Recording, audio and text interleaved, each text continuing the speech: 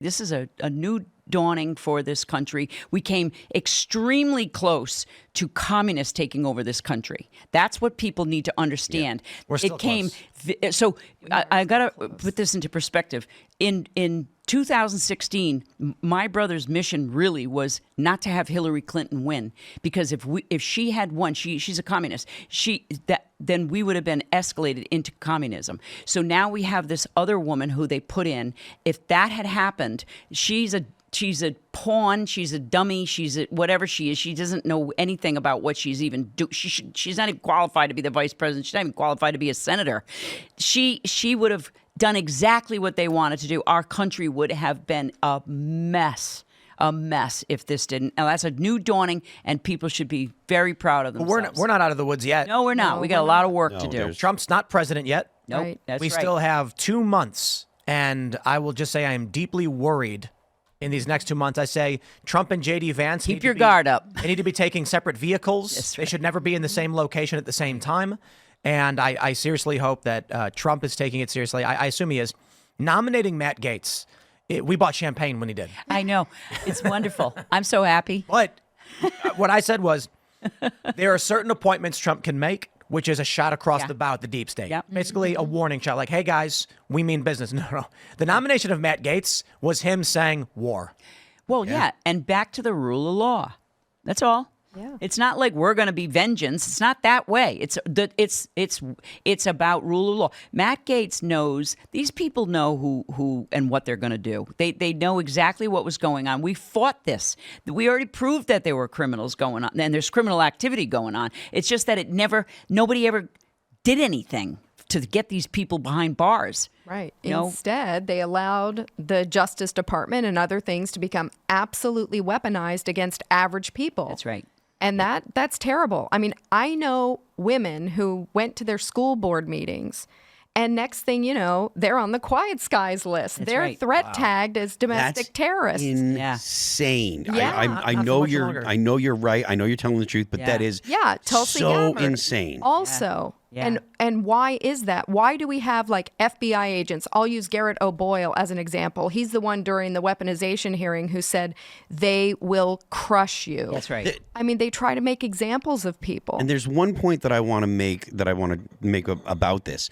When these programs are used to politically used by people for politics, to disenfranchise people, to basically persecute American citizens, it makes other American citizens less safe. Yes. Because you're taking resources away from doing actual work. These programs exist specifically to protect the lives of Americans. Yeah. When you put Tulsi Gabbard on that list, someone that is absolutely not a threat to Americans, she does not pose any threat to Americans. What she poses is a threat to the bureaucracy, to the entrenched. She poses a threat to the entrenched bureaucracy.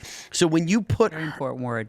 Bureaucracy. yeah, when you thank you very much. That's true. It is, because the bureaucrats are doing their Yes. dirty work to Yes. the people in the local communities. They're terrorizing people. Exactly. And when you put people Minions. like Tulsi Gabbard onto that list, you are taking time away from finding actual threats. Thank God That's right.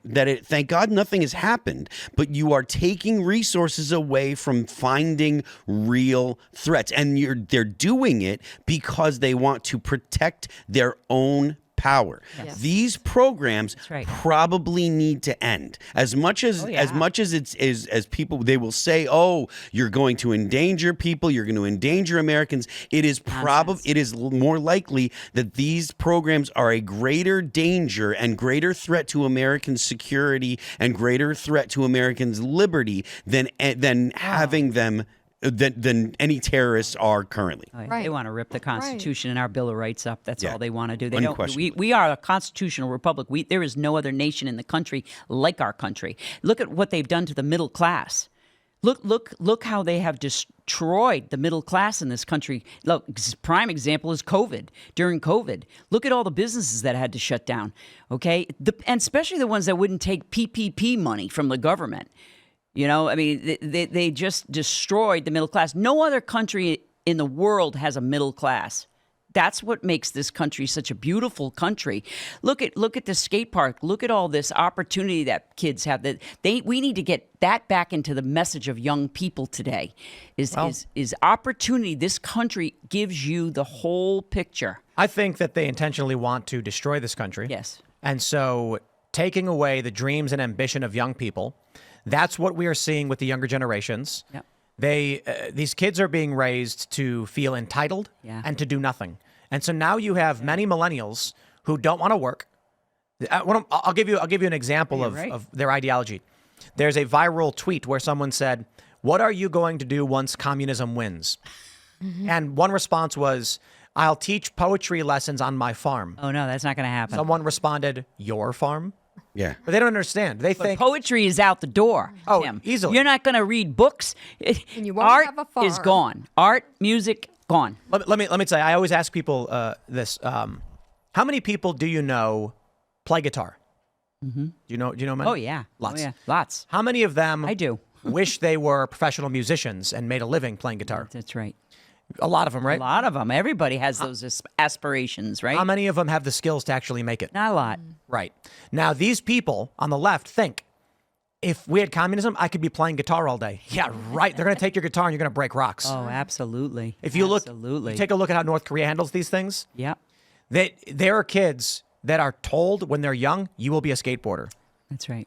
And then they take this kid, give him a skateboard, and say, start skateboarding. The kid doesn't have a choice. That's right. And some people are like, wow, I wish my life was just skateboarding. That kid doesn't know anything. That's right. Well, that's a good example of the Olympics. If you look, back at the history of Olympics and you see Chinese kids and the pressure that they're under and they're told to do those things. And so many stories about that kind of thing. And that's why the Olympics is so dirty, because they should have never allowed that kind of activity going on in communism is a very, very evil thing. I think Hillary Clinton and the neoliberal uniparty establishment, the story goes that at some point, we were supposed to open the trade up with China so that China would be more like us. Right. It didn't happen. I think what happens is you get these Democrats and Republicans who are like, man, look at this. Yeah. China can build a highway overnight by flattening a bunch of residential houses and no one can stop them. Right. We got to deal with lawsuits in courts. Mm-hmm. How do we do that? Yeah. And so they invited the Chinese Communist Party to say, teach us how we can destroy. Look, it's better for the country and the efficiency and the numbers if we can build this highway in a day, but there's houses in the way. And the Chinese Communist Party is like, let me explain. Yeah. This is what they want to build. Yeah. Well, so this organization, America's Future, is 80 years old. I'm going to give you a little history. In 1946, these were men and women that were entrepreneurs, military, writers, many writers. They did incredible book writing and so forth and educating the public.